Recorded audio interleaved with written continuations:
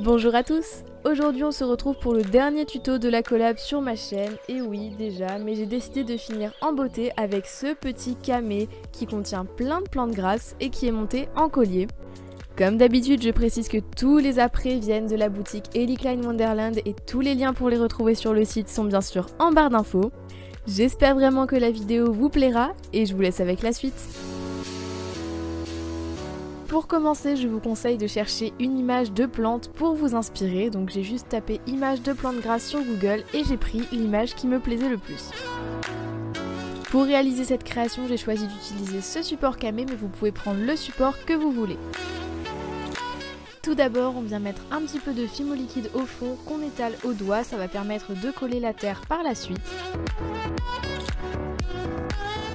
Et maintenant on vient prendre de la pâte couleur chocolat et de la pâte noire, il faut qu'elle soit le plus dure possible, donc si ce sont de vieilles pâtes ce sera beaucoup plus simple. Et on va les couper en tout petits morceaux, donc en les cassant, et il faut que ce soit le plus fin possible pour que ce soit réaliste.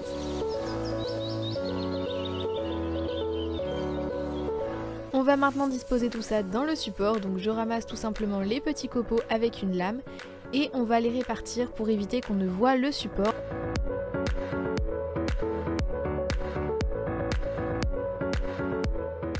N'hésitez pas à tapoter au doigt et à vous aider d'une aiguille pour bien les fixer et être sûr que ça ne s'en aille pas après la cuisson. Voilà ce que ça doit vous donner pour la base.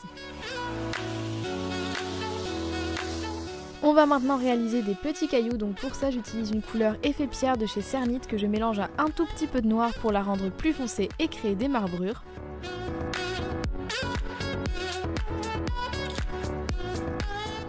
Et pour former des cailloux, il vous suffit de prendre un petit morceau de cette pâte, de l'aplatir un petit peu au doigt et de texturer avec une brosse à dents et une aiguille pour donner un effet réaliste.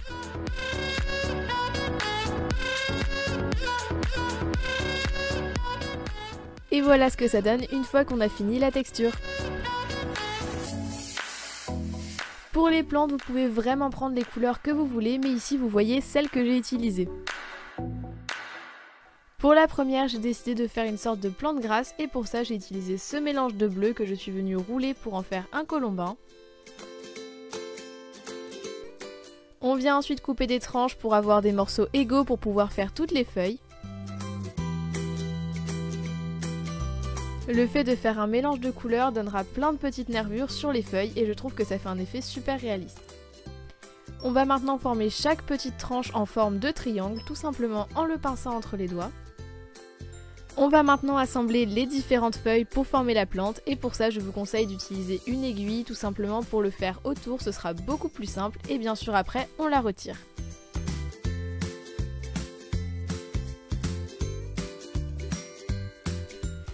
Voilà ce que ça vous donne une fois qu'on a rajouté toutes les feuilles.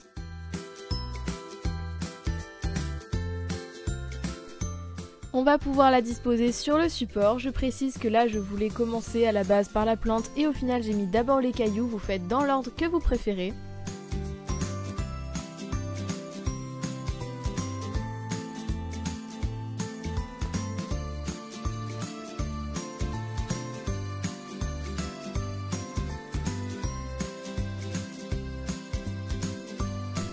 Pour être sûr que la plante soit bien fixée et qu'elle ne se détache pas, je vous conseille de mettre une petite goutte de fimo liquide.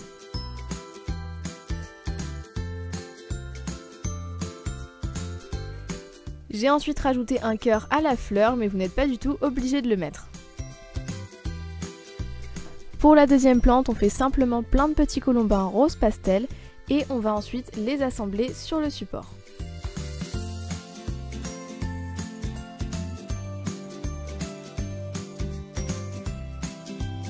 N'hésitez pas à retravailler un petit peu à l'aide d'un dotting tool et voilà ce que ça vous donne une fois qu'on a fini les deux premières plantes. Cette plante-ci ressemble un petit peu à une touffe d'herbe, donc pour la réaliser, vous prenez simplement un mélange de verre et vous venez couper dedans plein de petites bandes.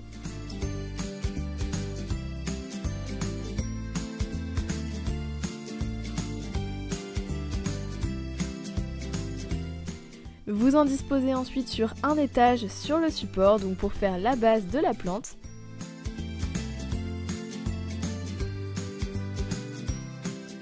Et pour l'intérieur, vous pouvez soit continuer avec les petites bandes, soit comme ici, découper plein de petits triangles dans une seule et même bande et ça gagne beaucoup plus de temps, il suffit ensuite de la rouler.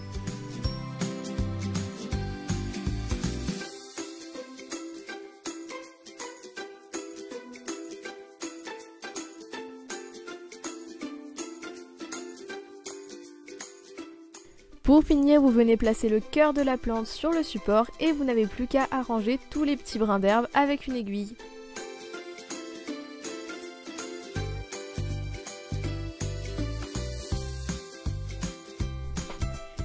Si vous le souhaitez, vous pouvez bien sûr rajouter un petit peu de pastel sur vos plantes pour les recolorer, ça c'est vraiment vous qui voyez, vous n'êtes pas du tout obligé. Pour la plante suivante, on prend simplement du blanc qu'on étale d'abord au doigt puis avec le manche d'un dotting tool pour obtenir une plaque bien fine.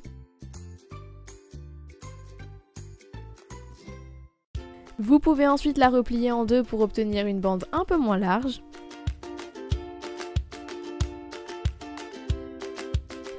Ensuite, comme pour la plante verte, on vient découper des triangles. Cette fois-ci, la base est plus épaisse et ça va donc donner des feuilles un peu plus grosses. N'hésitez pas à recouper un petit peu si votre bande est trop épaisse et maintenant on va pouvoir la rouler pour obtenir la plante.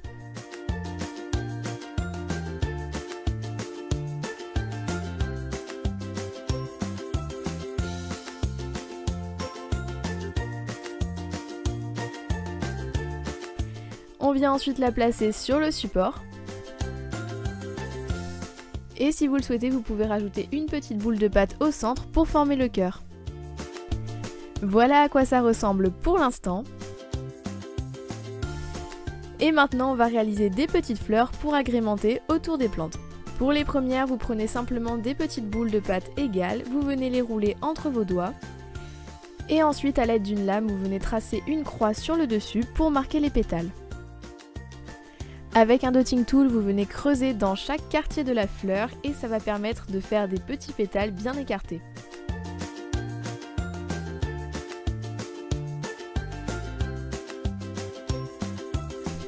Si vous le souhaitez, vous pouvez aussi rajouter un petit peu de pastel pour la coloration et également un peu de pâte plus foncée pour former le cœur.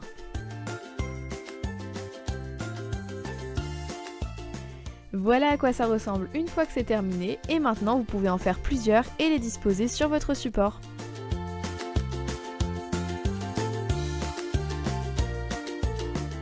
Pour les dernières fleurs, on prend de la pâte mauve clair et on va venir tout simplement former un petit rond aplati et tracer des pétales avec l'aiguille. Donc c'est vraiment tout simple, mais ça permet de faire une fleur toute petite et toute mignonne. N'hésitez pas à retravailler la forme et vous allez maintenant pouvoir en mettre plusieurs et ajouter un cœur jaune. Une fois que votre création est terminée, vous la passez au four 30 minutes à 110 degrés.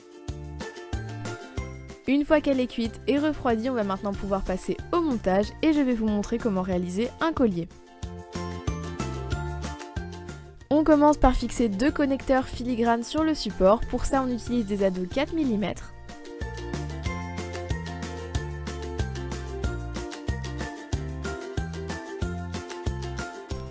Et on referme ensuite l'anneau avec nos pinces.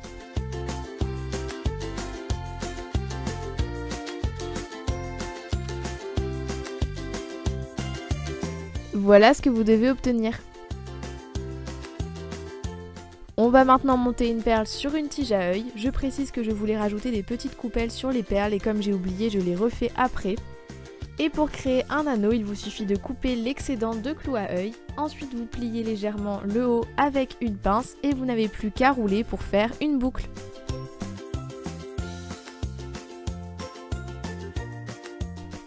Voilà ce que ça donne et maintenant vous allez en faire deux comme ça.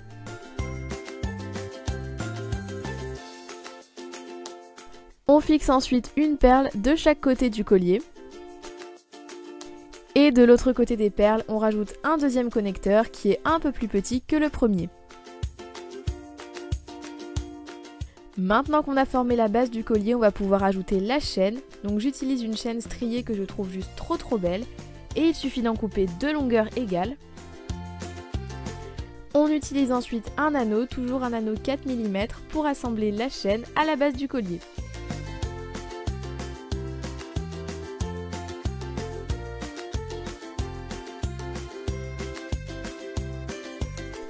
Pour terminer, on va ajouter un fermoir et ici c'est un fermoir toggle, donc on en met simplement une moitié à chaque extrémité du collier.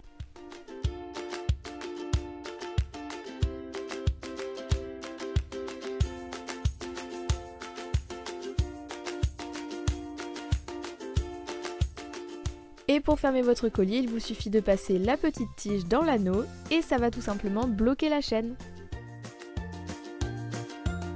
Voilà tout le monde, j'espère vraiment que ce tutoriel vous aura plu. Comme je vous l'ai déjà dit, tous les liens pour retrouver le matériel sur la boutique sont bien sûr en description si vous voulez passer commande pour pouvoir refaire le tuto. Si vous refaites la création, n'hésitez pas à poster votre photo sur Instagram avec le hashtag PassionScene, ça me ferait vraiment trop plaisir de voir vos réalisations. Comme d'habitude, n'hésitez pas à me donner votre avis en commentaire et à mettre un petit j'aime si la vidéo vous a plu. Merci d'être resté jusqu'à la fin et je vous donne rendez-vous demain sur la chaîne de Marie pour le prochain tuto. Bye tout le monde!